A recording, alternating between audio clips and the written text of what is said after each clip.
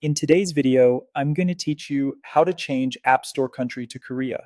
This is helpful if you want to download apps, games, or services that are only available in the Korean store. I'll guide you through the exact screens you'll see and share a few key tips so the switch goes smoothly.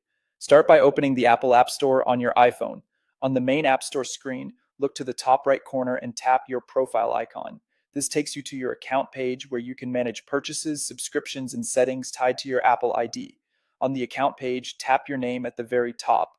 That opens your Apple ID account settings, the place where Apple keeps options for region, payment methods, and more. Give it a moment to load if needed.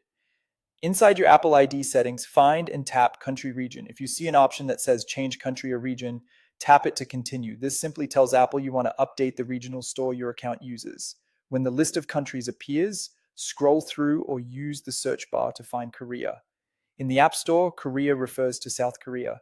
Tap Korea, then tap Continue at the bottom to move forward.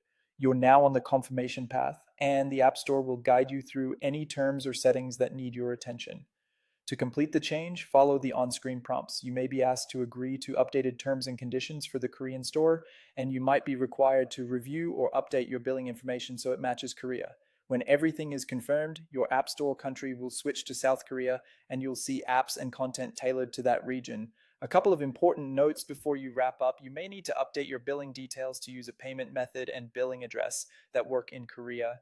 If your current payment method is tied to another country, the system may not accept it. Also, active subscriptions can block a region change.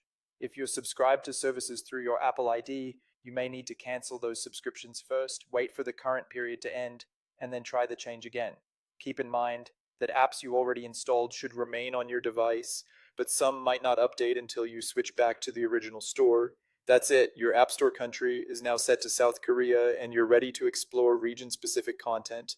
If you found this tutorial helpful, don't forget to like the video and subscribe for more App Store tips and tutorials.